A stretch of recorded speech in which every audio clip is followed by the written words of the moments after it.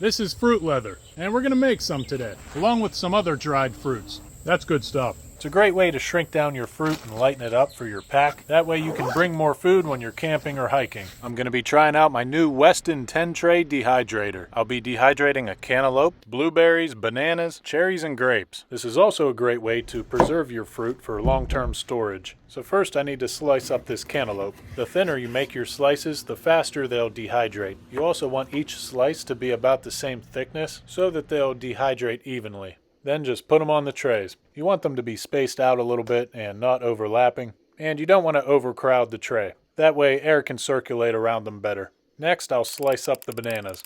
I'll slice these up pretty thin too. Then I'll load them onto the tray. You can also wipe some cooking oil onto the trays if you don't want them to stick, because they tend to do that after drying. Now for the cherries. For these I'm going to slice them in half and remove the pits.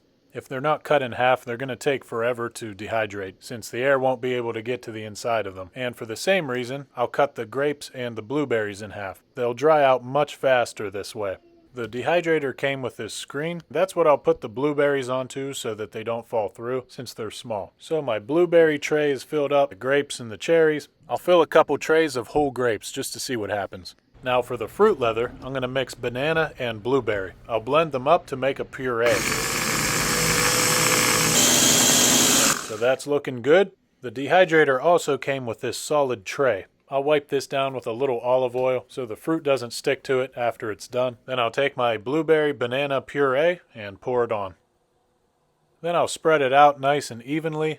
Now all my trays are filled up and ready to go, so I'll load them up, putting the fruit leather at the very top. You can load a lot of food into this thing. Then I'll just close the door. I'll set the temperature at 135 Fahrenheit for 12 hours. This has an adjustable temperature range from 90 to 160 degrees, Fahrenheit that is.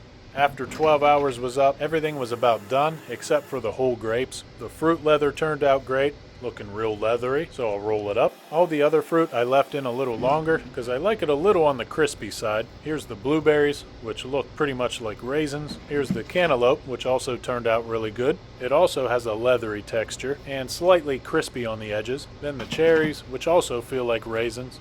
The bananas, which are also leathery and a little crispy on the edges. Then the grapes I cut in half, which are now raisins.